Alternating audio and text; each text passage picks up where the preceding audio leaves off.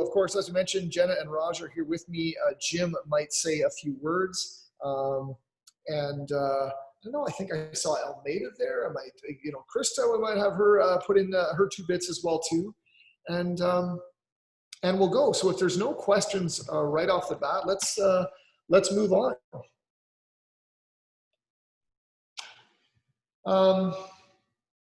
I think part of this webinar was just about opening. So maybe if people could put in the chat, who is, for their respective business, open right now? I know Jim's sort of been open forever, but is there anybody, so give me a yes in the chat if you are open. I want to make sure.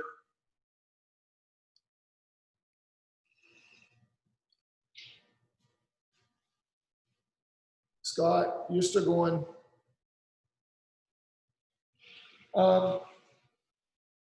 Scott Gallagher, can we bring Scott on the mic? On mute, okay. Yeah, there you go. Hey, Scott, give me a little bit about yourself then. So did you shut down right away? And then when are you thinking quasi-opening? So my clinic is on the campus of St. John's Kilmarnock School. And so my last, well, we have 2 weeks, we had 2 weeks of March break from the 13th of March till, not sure what the last day would have been, but they gave me 1 week to treat. So up until the 20th. And then they've been closed firmly since. And so that's where I'm kind of stuck between a rock and a hard place, wanting to convince them that it's safe for me to resume practice there. And but they're being very careful. Yep. Very good. And then let's see. Yeah, Krista, when are you thinking of going like full board? Thanks, Scott, by the way. Let's see if we can unmute Krista. Sorry about that. The No week problem. of June 22nd. June 22nd. So the soft opening will be just because you have several different therapists that work part-time, et cetera. Yeah. We have 10 RMTs on board. Most are part-time-ish. So right now we have one go-getter that wants to be there as much as possible. So she's going to be there 3 days a week, treating all of our essential needs or high, sort of our clients that want to get in right away and have more essential needs and need essential care. So she's fully booked for 3 weeks now. Good. Yeah, Actually, so just one RMT right now.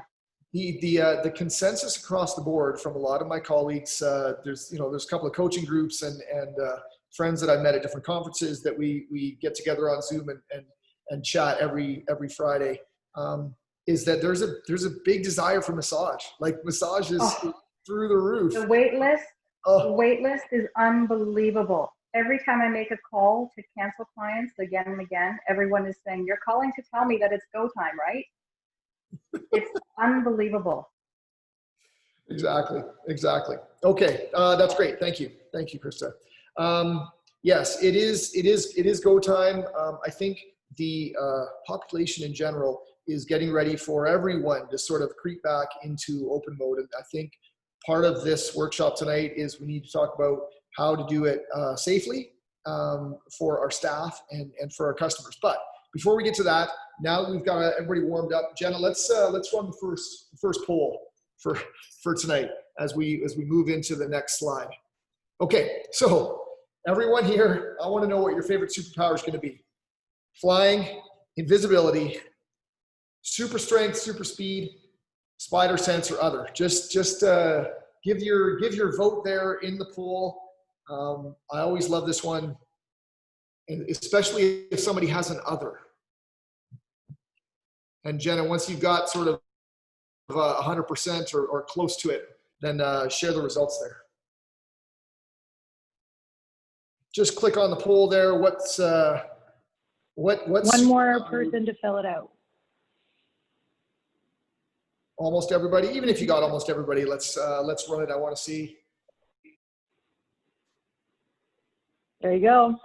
Super strength, flying, invisibility, of course. Now, all right. I appreciate that. Jim, I'm just going to call you out, Jim. Put in the chat what you were.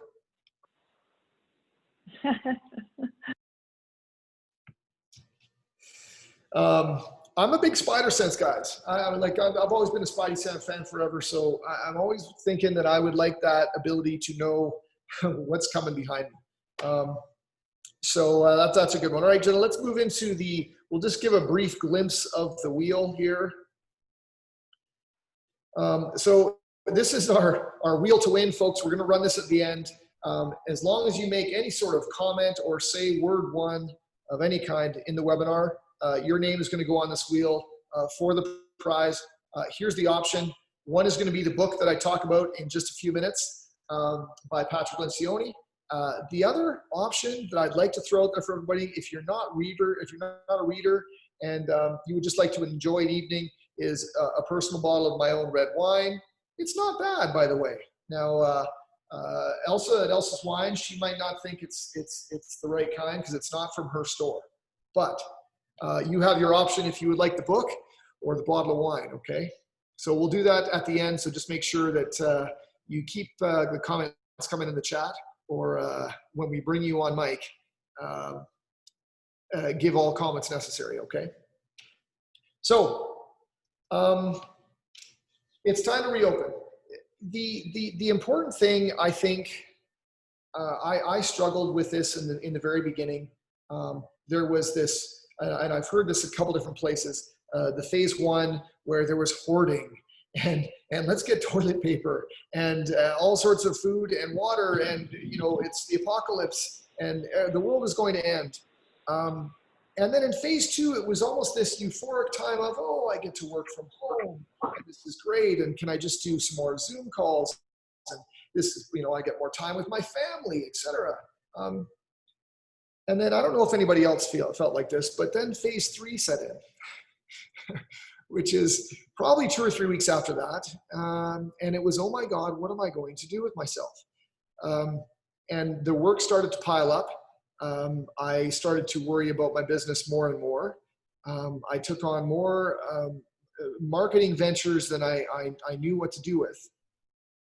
And I think I started to lose track of the fun I was having in phase two. And I'm still sort of in that stage as we reopen, because it's long hours and long days. And now I'm seeing patients as well too. And I think there is this idea as we reopen that we're jumping in and we're going, and we forget about that window of time where we all went, this is actually pretty good. This slower lifestyle, this reconnecting with family. And I think that's the one thing that I want to make sure is clear as we as business owners, we go about this with still the right things in mind. Yes, the business is important and the money is important, but keeping in mind the family, your work colleagues, your friends still need to be first and foremost. The other stuff will work out if you take care of that stuff. Does that resonate with everybody? If it does, give me a 10 in the chat, because I did struggle with that a little bit, and I even right now I find myself when I'm doing the long days getting a little irritable at the kids, and I got to just take a breath. Not that my kids wouldn't be perfect, of course, but I find that just taking a breath is really important when you do that. So, well, John, I'd just like to add that I've learned that there's nothing like having a glass of wine every night if that's what it takes. Now, Krista, does that get me on the wheel first and foremost? You might get 3 spots on the wheel for that comment. My biggest debate of the day is what time is too early. Yes, and most of my colleagues and the staff that I work with and my business partners, even now Jenna and Raj, as I thought about the idea of making this cocktail hour right at 7 o'clock during this webinar, that there is a little bit more of that going on, and I think that's fair. I think that's fair. Okay. I will say John did ask earlier today, he said, is it okay if I tell everyone to grab a beer while we have this? Like, well, that's up to you, John. Scott, outstanding. And if there's a 5-minute interlude, or probably only 2 minutes, I might just go into the clinic fridge and see if there's a Stella available. Okay. So let's get into talking about the staff. I would consider myself very fortunate. and I hope everyone on the call is in the same position that I have been, and that is to have a staff and a team that is supportive, fun, interested in yes, their own personal gain, but also the business in general. Some more than others.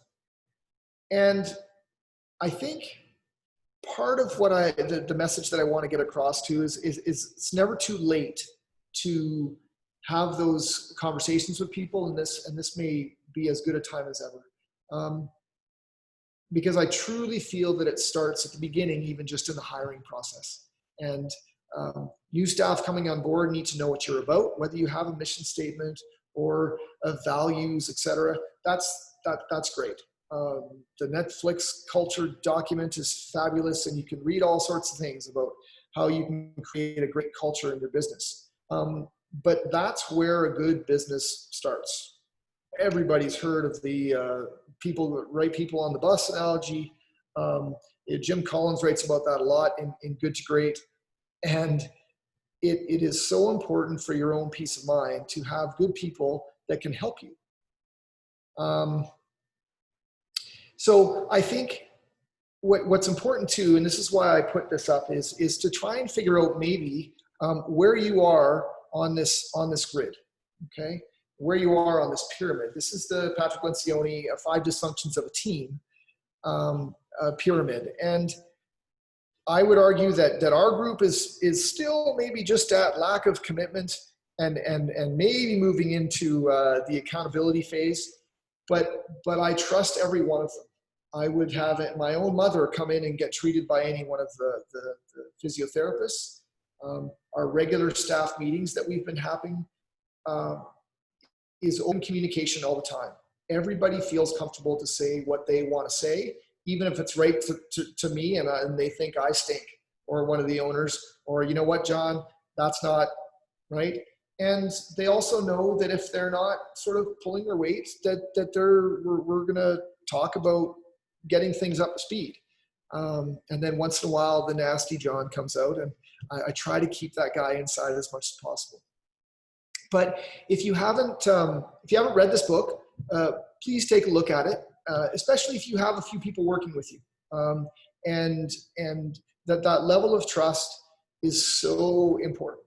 And it comes from being vulnerable, being able to be comfortable in your own skin, be able to talk to your staff as if they were friends and not just work colleagues. And I think we've worked really hard at SOS to develop that from, the 8 or 10 people that it was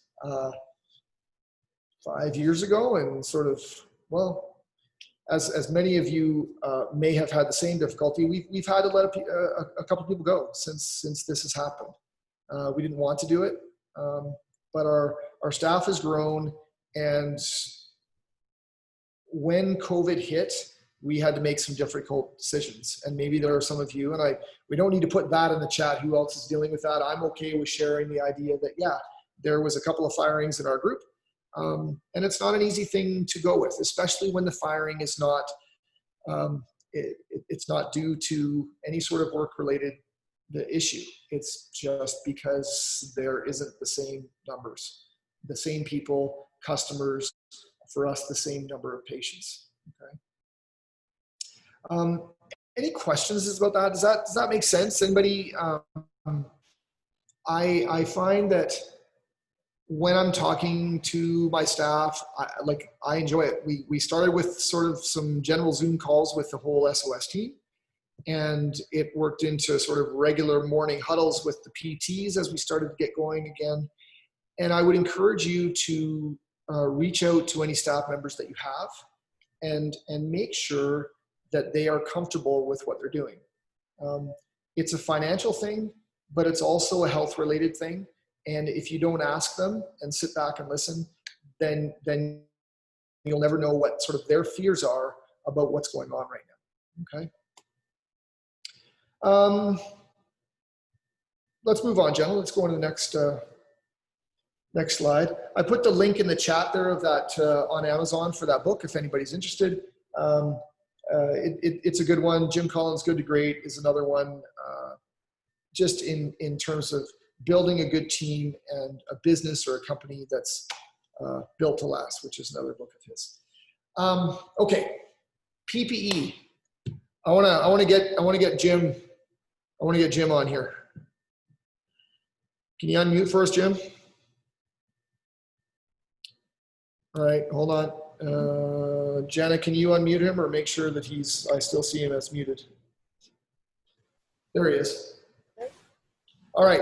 So, Jim, what's going on in your store? And right from the very beginning, what was sort of the word in retail for what you guys had to do or what you're doing now? Well, when we just looked at it, we cut around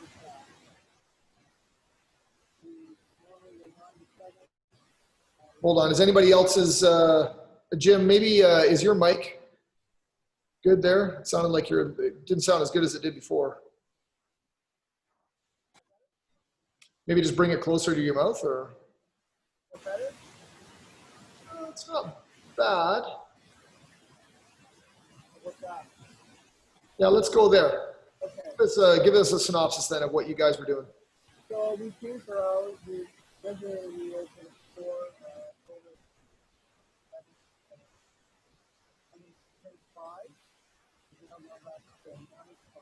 Hey, Jim, you know what? Sorry, I'm going to have to, I don't know if you can work on getting better audio, but I can, and I think I'm not the only one that can barely hear you.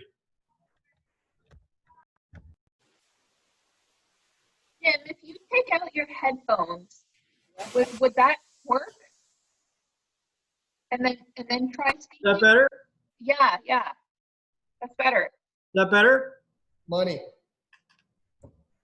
Okay.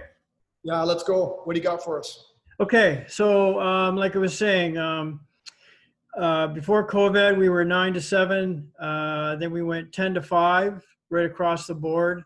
And now we're back to 9 to 5. We installed a protective shield around the cash area for the customers and obviously for us too. We have hand sanitizers at all the registers. We also have them at both entrances to the store.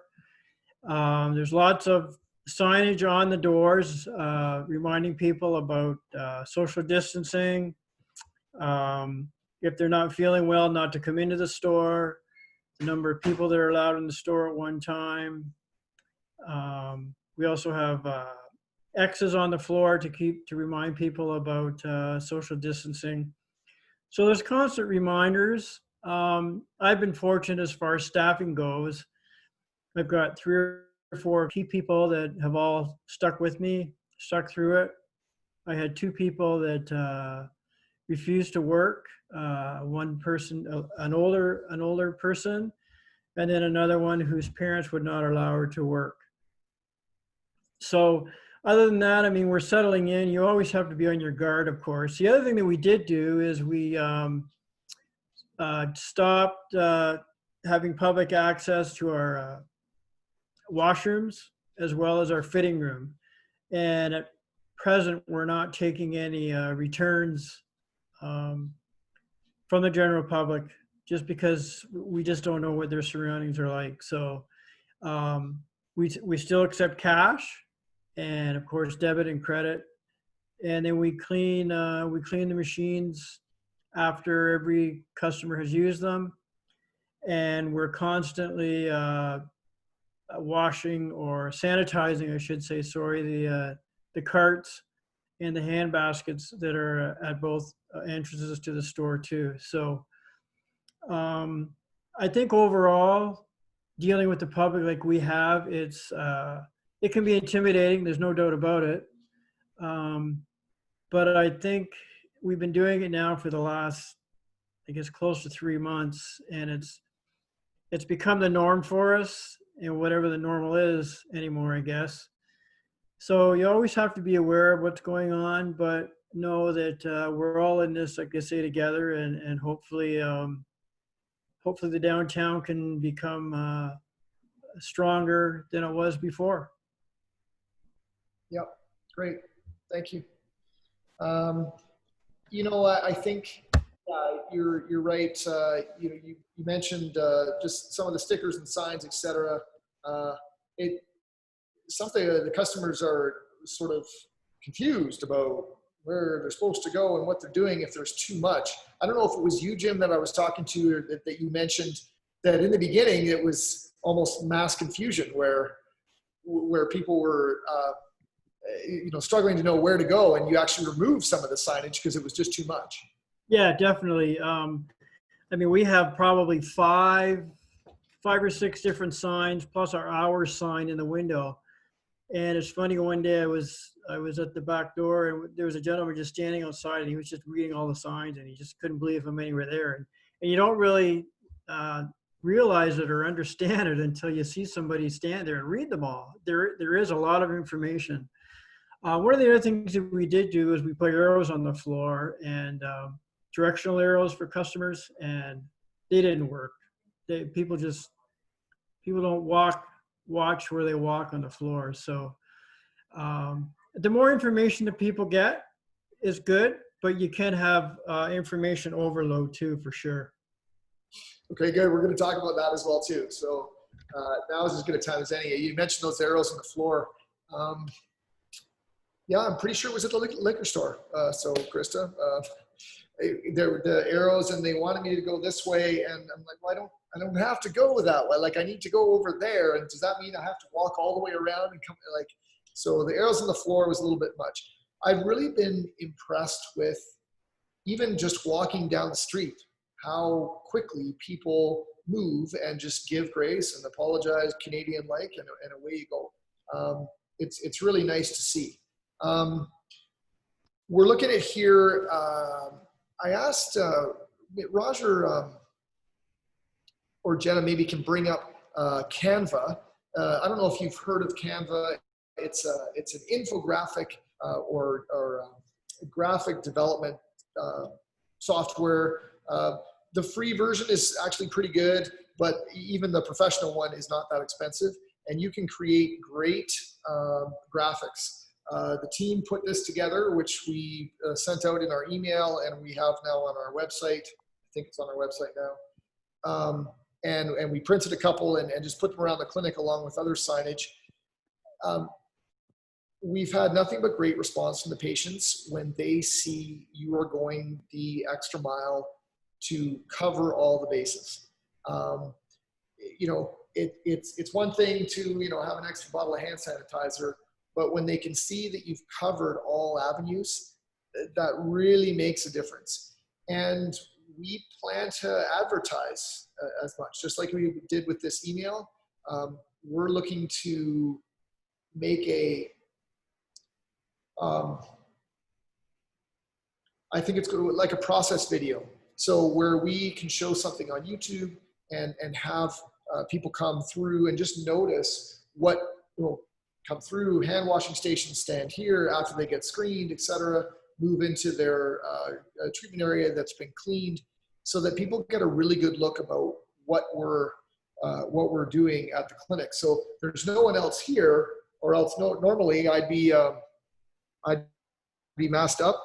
And my wife works at Grand River Hospital. Now the problem with these guys is they fog something fierce, right? So you have this advantage issue with either glasses or a face shield. Now, the only reason that I'm doing this is because we're going to be up close and personal with our patients. If you're practicing social distance and you have your customers at a good arm's length, you don't need to go to this level. Masking would be sufficient, and sometimes in some of the stores now, masking isn't even there. And I know because two of my older kids work at Zehrs, and there's a lot of staff that don't. But we decided as a group that both front desk staff behind the sneeze guard, as well as all of our PTs, will wear a mask and then goggles or a face shield. Okay. If you can create something, and there's even a lot of generic stuff out there that you can just print off online and have that signage at your clinic, or be able to send out to your customers to show that you're making that extra effort, makes a big deal. And we've had a couple of really good testimonials already just about the levels that we're going to. Does anyone else have anything, for those of you that are open and they're seeing people, any other strategies that they're using that are effective and helpful, right? Jump in anytime. And please interrupt and just throw that in the chat. All right. So, let's move on to, what else have we got here? Yes, social distancing. Jen and Raj, are we back on track there? Does that make sense? And I think, Makes sense. yeah, I think the idea with social distancing is it's one thing to make sure we're 62 meters apart, okay?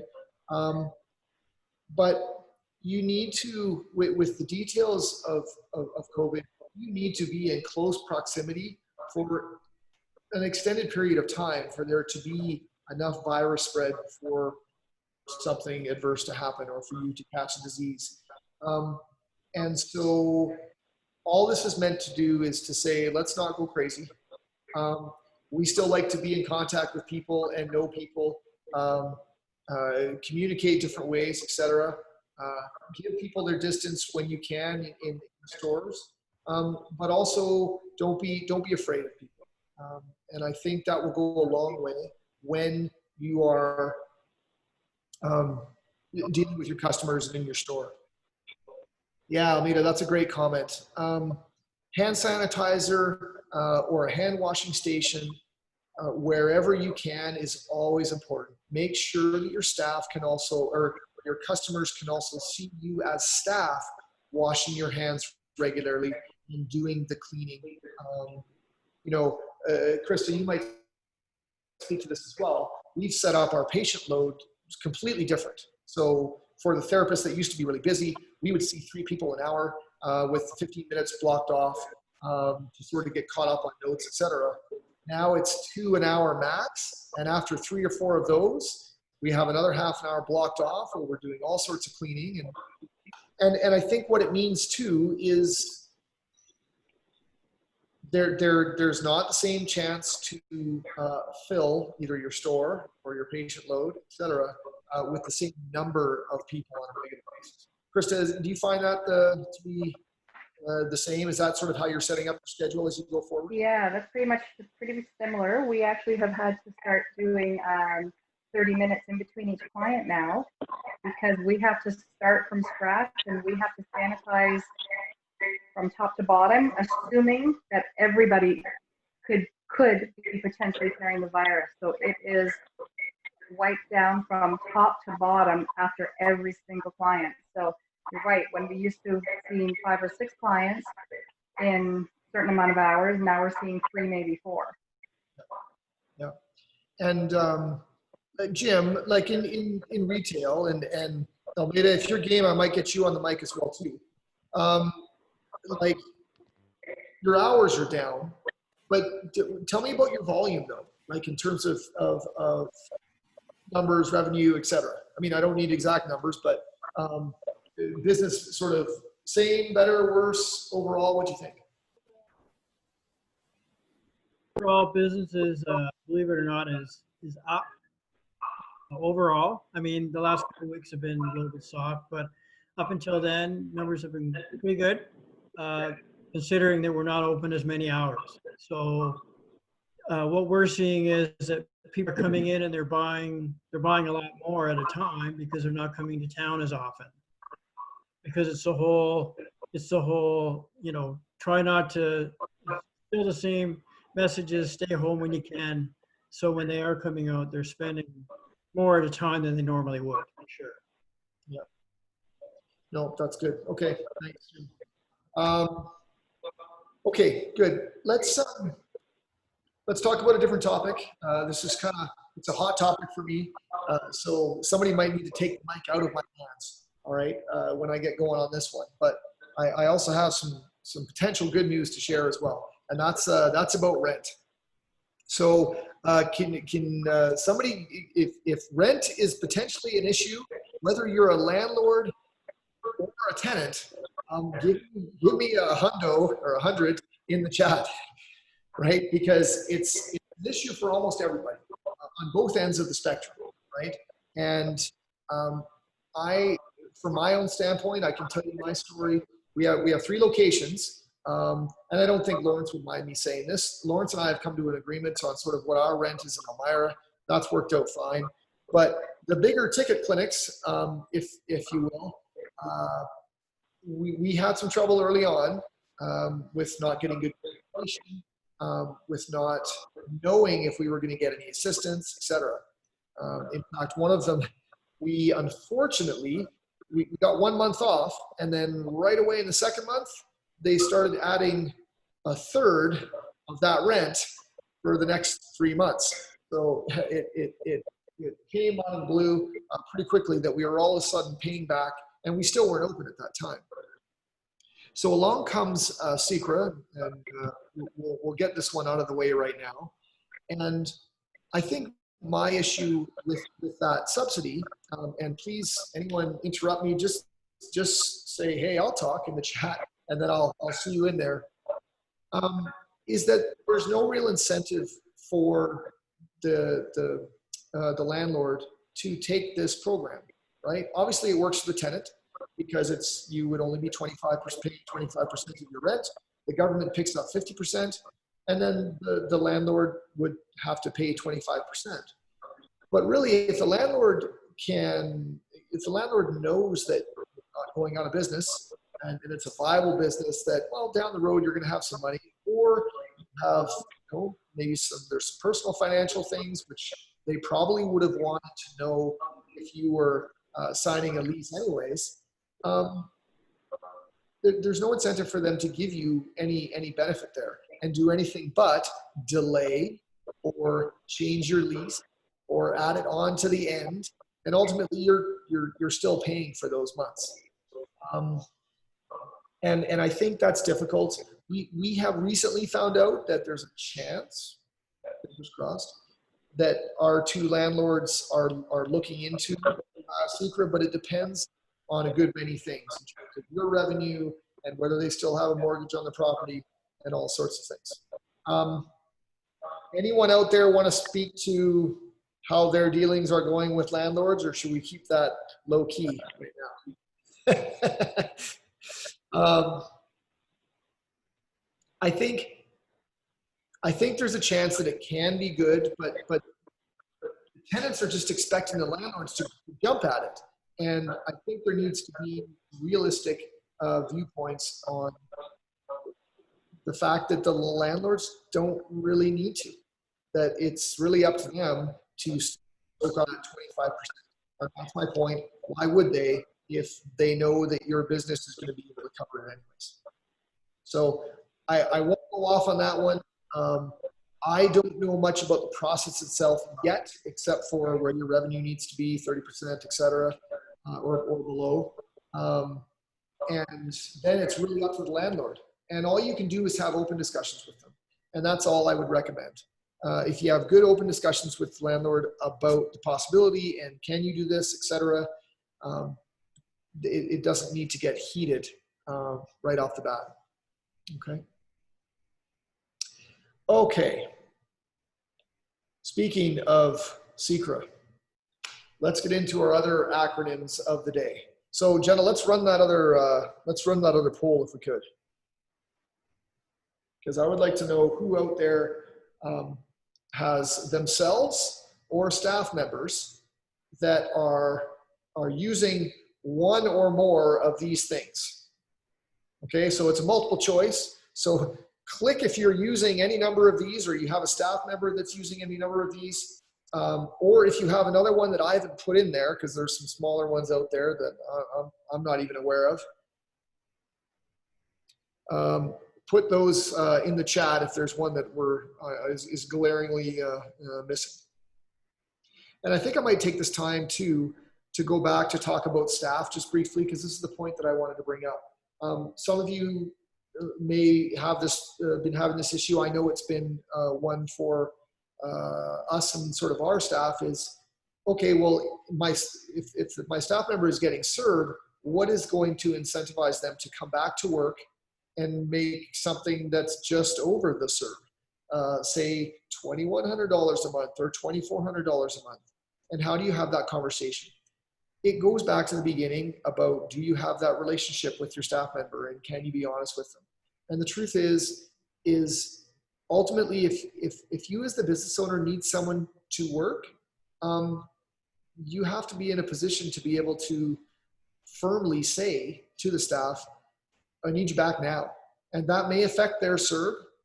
They're not going to make less than the serve, but they may make just over it. And yes, they don't get to sit on their butt anymore. But the truth of the matter ends up is that there may not be a job to come back to once the serve is over if they're not available to come back into work. All right. So I just wanted to make that point. It's a tough conversation to have. Most of our staff were okay. We just had to sort of make sure that our dates were in line, et cetera. Lots of people with the serve, a few on the queues, or that's another poll by itself, queues or SOS. I'm not sure what you call it. And then the secret is the rent subsidy, et cetera. What was the other one? Let's see. Was there another, which is the one that I don't have on that list? So the other was from the Scots, and they've both responded and said that they don't qualify. So that's another big issue we're seeing. Oh, okay. Is there chat to, oh, I see. Okay. Yeah. So let's briefly go through them just so we're clear. We can close down that poll, Jenna. Thank you. So a Canadian Emergency Response Benefit, obviously that's the $2,000 a month. As far as I know, and this is where my non-accountant background comes from, 4 months worth, depending on when you start it, right? But it is finite. I doubt very highly that they will be carrying on that one, because there's been a lot of backlash and how it overlaps with EI and the difficulties there, and how it does disincentivize, if that's a word, staff to come back to work. I mean, let's face it, there are folks out there, is why would they come back and work for 25 or 30 hours a week and make $2,200 when they can sit on their couch, watch Netflix and eat bonbons for 2 hours, or potentially some wine, Krista, I don't know. But it needed to be there to help people right out of the gate. But as businesses are opening up and getting going, it's a really difficult one for the employers to work around, right? And Raj put in the chat there, that's a really good point. The webinar itself tonight, certainly we'd love to have good conversations. Any one of you, please reach out to me via my email. We can put that in the chat, but also reach out to the township. Raj, Jenna, they're there to help you guys with some of the specifics. So please, and they can, if it's something that they can help you with, they will be able to direct you in the right way to find the help that you need. Okay.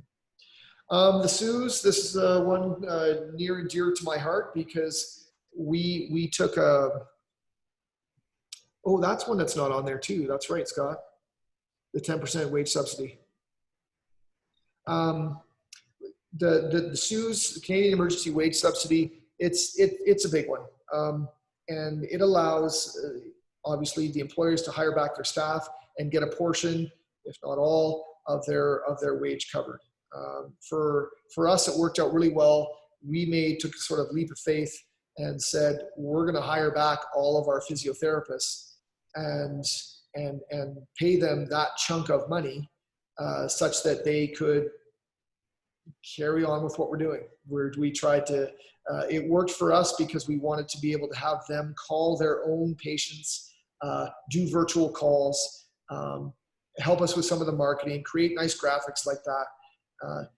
But also just, I don't know, the Blues Brothers GIF went up about getting the band back together. That's sort of what it felt like a month later when we were able to bring everybody together and work on things together for the betterment of the business, but also explaining to the physios that it wasn't our responsibility alone as owners to have this nice, you know, cushy, huge patient load open for them, ready to come back to.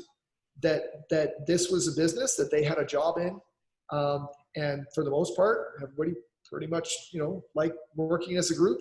So we needed to save it together.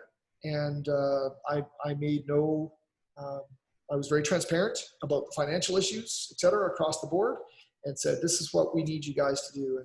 And having the SOS there has been really nice. We're going to continue to use that. I think that's a good decision of the government to carry on with another month or two of SOS while they weed out, phase out the CERB, because it allows employers assistance to get their staff back. And it may not cover all of the salary for some people, depending on what they made pre-COVID. That's, again, the accountant side that I won't get into, but it certainly does offer some assistance. Let's see, the 10% on the rent. Who's taking advantage of that? Is anybody that's a tenant? And I don't know if it applies then to landlords, or sorry, not 10% on the rent. 10% on source deductions. That was another one as well that we didn't work at or use early on, but being able to take that 10% is just another, well, that was a smaller benefit that the government gave early on to help the businesses. SEBA is the $40,000 amount that small businesses can gain depending on what your payroll is. That's where we've run into a little bit of trouble at our Northfield clinic. We opened up in February, had our grand opening in March. We're killing it out of the gate, and then we had a big shutdown a week later. And we didn't have any 2019 payroll. We didn't have anything to show. We are a partnership, not an incorporation. So as I found out recently, we are not eligible for the RRF. And I think we're out of the other, the rural office that you were talking about, Jenna. Jenna, do you mind coming on mic and talking about the RRF a little bit? Is she there? Sorry, John, can you repeat that? I couldn't hear you that well.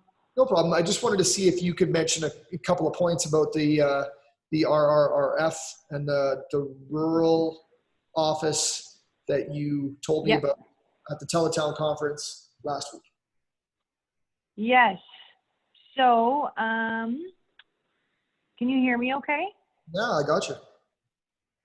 Okay. So yes, this is a fund that if you are not eligible for the other government programs, it just got rolled out. It's also a loan program. It's $40,000 at 0%. If you can pay it off by December 31st of 2022. Sorry, let me just double check that date. I'll send the link into the chat box anyhow, but essentially there's two places to apply. One place is if you're located in the township of Woolwich, you apply through your local community futures. Krista, you were on a meeting with us and Tina when we did a webinar, I think a month back. She's from our local community futures. So government always likes to make things complicated. So essentially, if you're located in a township, you would apply through your community futures office because they're classified as rural. If you're located in the city, you would apply through the FedDev office in that urban area. So John, for example, you have clinics in the cities and you also have a clinic in Elmira. So for your Elmira clinic, you would apply through the Community Futures Network for the RRRF, and for your other two clinics, you would apply through the FedDev office. So what I'll do is add those links into the chat box right now, but it's been really helpful. The application process is quite simple. It's a small group of people at the office that covers the township of Woolwich, and you get through the application pretty quickly. Very good. So I just popped it into the chat box. Actually, and Jen, I was thinking too, if I don't think we put in the chat when we were talking about the PPE, the links that Raj had, did they go up there? I didn't know if I saw them. In case Yep, if I heard you correctly, you're asking me to pop the PPE links into the chat box? Yep. Okay, I'll do that right now too. That's awesome. I don't think those came up when we were talking about people. I'll ask you guys to throw those up there, just in case anybody is having trouble getting the PPE. I mean, our physiotherapy clinic and the groups that we're a part of, we've been throwing around different avenues for people for wages, and we've managed to stockpile a bunch of things. But sometimes that's not as easy for a smaller entity, and it's important that you have these links accessible where you can go and look at the things that you might need. I think masks are a definite necessity. They're not the goggles, unless you're in close contact with people all the time. And then obviously your cleaners, soap for hand washing, all of that. Those are the important things. Okay. Perfect. Let's see. That's it. What's your action plan? Yeah, everybody's different. How you open up, how you get it going, whether you want to, just open the doors and say, hey, everybody come on in, or start slowly. There's no right answer. It's whatever is appropriate for you. We got a lot of feedback from, like I said, other colleagues, clinicians in our scenario. That's what we were hoping to do tonight, is to be able to talk to some different people about their strategies. I think the important thing is this is not short-term, folks. We're going to be doing this for a while, and it's an unfortunate thing, but it doesn't mean it's not manageable. And I think as business owners, especially if we're in a smaller community, if we have the ability to reach out to one another, reach out to assistance with the township, with Raj and Jenna, it makes a big difference for all of us to understand that we're not alone in this scenario. As Jim was saying earlier, and Jenna and I were talking about this earlier today with Raj, there is a lot of information out there. There are lists upon lists of what you have to do. World Health Organization says this, Public Health Organization says this, and my own wife's Grand River Hospital says this. And you have to find what works for you, and that is still safe and comfortable for your staff and then your customers. If your staff aren't comfortable with what they're doing and feel good about where they are, that is going to translate into how your customers feel as well too. And I can't emphasize that enough. And that's why we really went gangbusters with as many things as we could think of, and problem solving, to, like Krista was talking about, to cover all the bases so that everybody felt safe when they came into the clinic. So there we go. Okay, Raj and Jenna, do we want to, before we get to questions, let's try and run this wheel, right? Or maybe we can run some questions while we try and run the wheel. So we've had a lot of conversation about alcohol tonight. So I'm thinking there may be some people that just choose the wine over the book.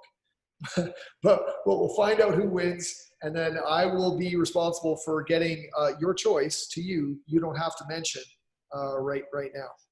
Krista. I have a question for you, John. Oh. You have time for a question? Yeah, let's go. I'm okay with a few minutes of overtime if everyone. Oh, we're over. So but we got there's time left, so let's have Okay. that. I have one RMT. Well, more than one. Everyone has different levels of anxiety for returning to work. Yep. I was asked today, with deciding on a return to work date, how can I guarantee that clients aren't lying when they fill out the screening questionnaire? You don't. You don't. You don't. And the How do I comfort an employee? How do I comfort someone like that and try to support them, but yet be realistic as well? It's just like that. It's that support. It's that.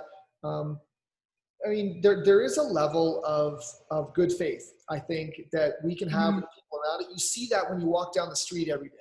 People are giving people wide berth. Other people are scared, and so it's,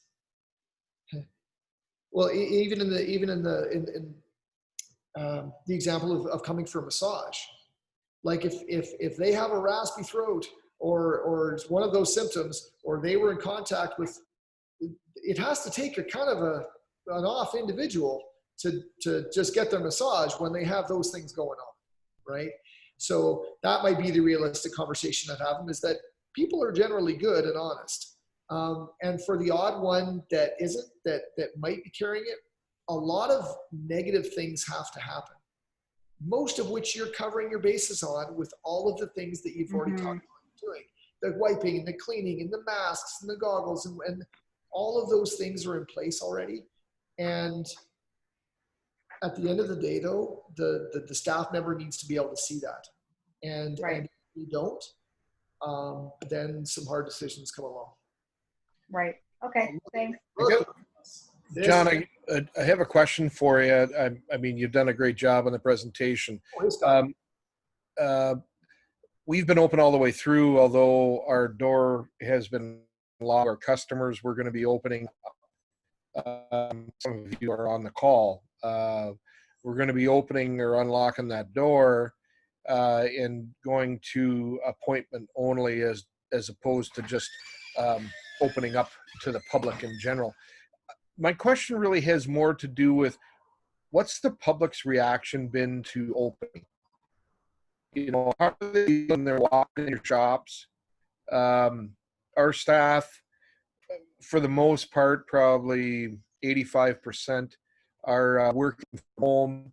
So we closed, you know, we're open by phone and by email because we were deemed essential. But there's a whole perception that, you know, you're talking a bit about it. But just wonder what realistically we can expect, or what your customers are saying to you, or anybody on the call here, and what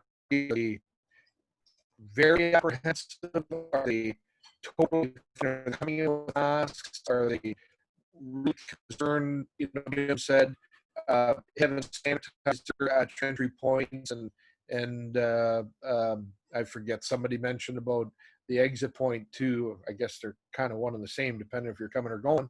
But you know, just kind of a temperature of the customer is what I'm looking for. Yeah. I think it's been good. Like my first reaction is to say it's been good. People want to get back to normal. They do. And they want to get back to doing things regularly, et cetera. And sure, I don't want to speak in generalities or et cetera, or say that everybody is the same. But for the most part, the response has been great for us. And we've had a lot of customers, and like I said, even a couple of specific, you know, testimonials that we're going to use for advertising, et cetera, where they were just very impressed with the measures that we had taken. And so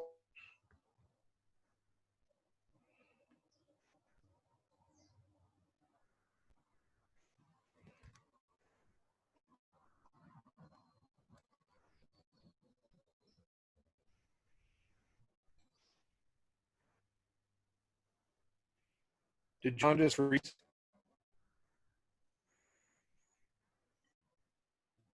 Yeah, Or did I? You never know on these calls whether it's you or somebody else.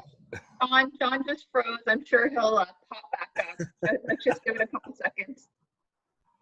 He's caught in prayer. Yeah, fair enough. And I did see the wine glass, Crystal. While we're waiting for John to unfreeze, I just wanted to reiterate John's point.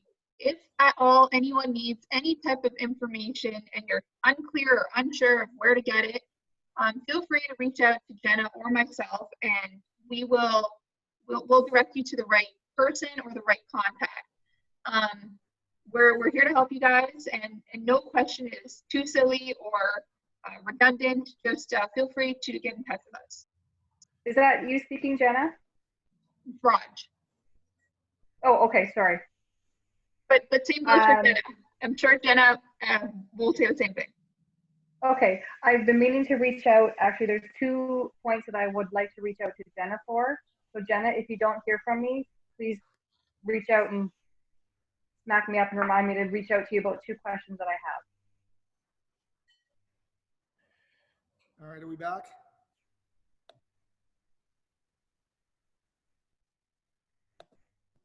Hey, John, we heard you briefly, but you're still frozen on the screen. Okay, but can you see me on this other screen is the real question. Let's leave that one. Yeah. All right. The Wi-Fi on the bars on that computer just kicked out completely, but we're back on computer number 2. Thank God I had the Surface Pro going right there. Can you guys hear me okay? Yep, you're good. Okay. Where did I leave off? I think I was finished. I don't know where I froze in that monologue, but yeah, I think the more that you can explain to your customer about what you're doing, what fears, maybe not fears, but what strategies you're putting in place to overcome all of those things that you know they're thinking. I mean, Scott, you've heard the term objection handling, right? Like, yeah, absolutely. I'm an insurance man. Yeah, exactly. You gotta do those things before they think about it, and have an answer for them, so that there's no room for that hesitation, etc. So I think that's been a big part of it for us, and the response has been great. We're a little slow out of the gate. I think there is still some hesitation. You know, Monday, I was kind of surprised that we, didn't have every clinic, booked up with our limited spots. But it's really picking up speed across the board.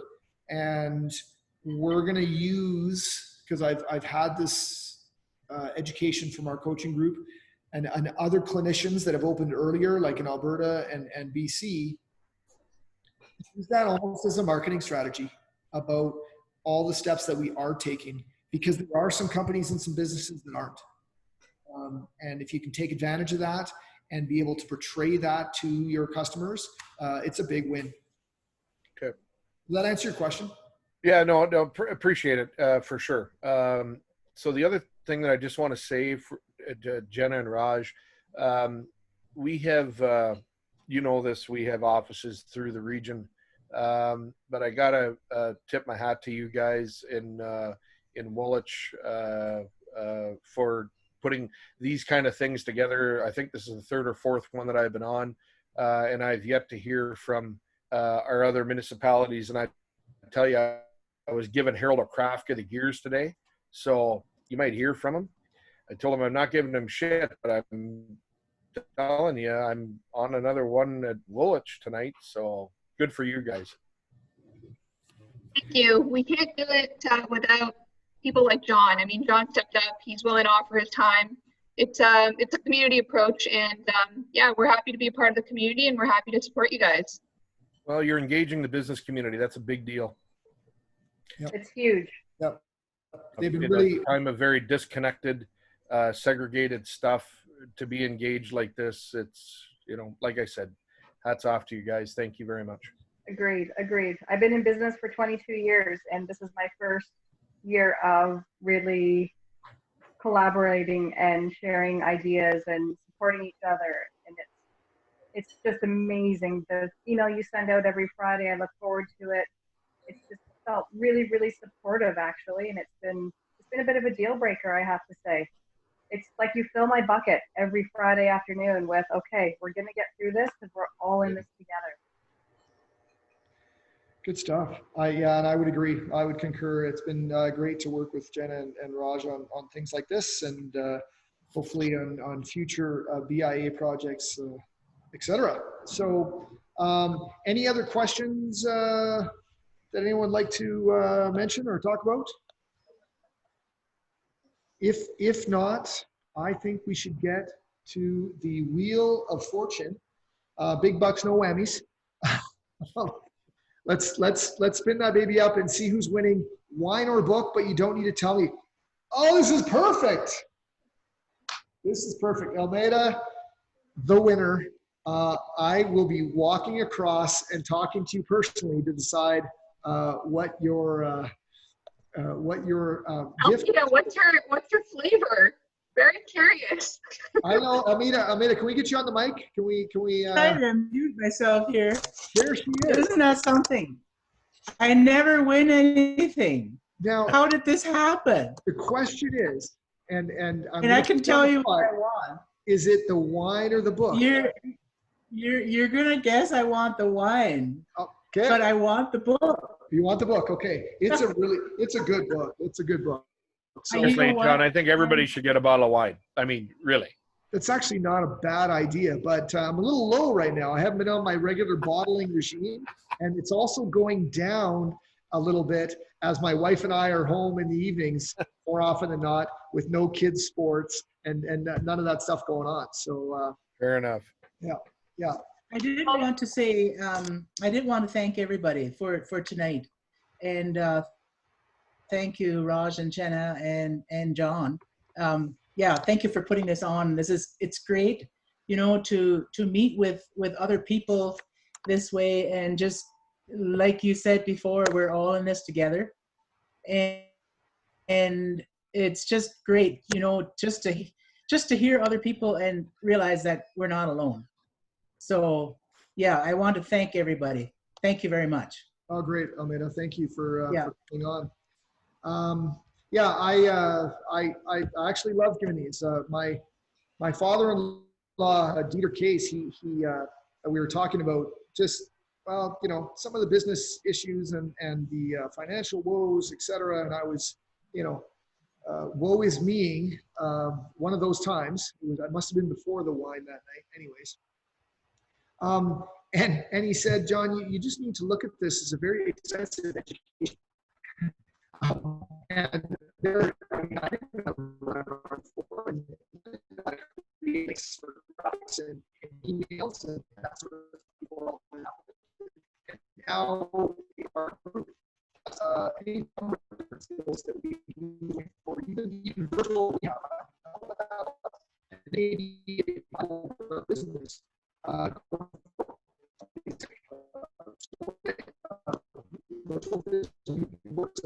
There's a lot of things that can be out of this stuff, I think, as a learning experience and one of the parts is that in your work, I work with things that I have my whole 5 years I did in the lab. So it's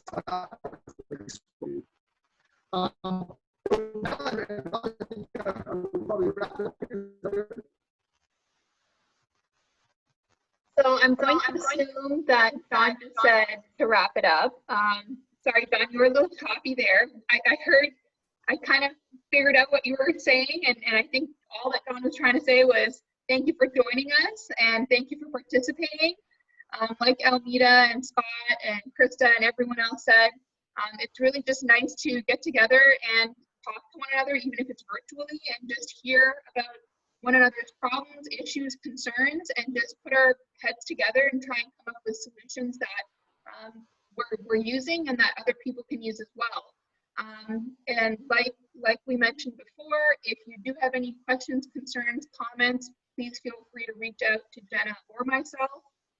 Don has very graciously said that he's willing to chat with any other business owners that have questions about his approach and what he's used. And yeah, feel free to use those. But I just want to put a disclaimer out there that what John shared today is just his approach. It doesn't mean it's the right approach. It doesn't mean it's the only approach.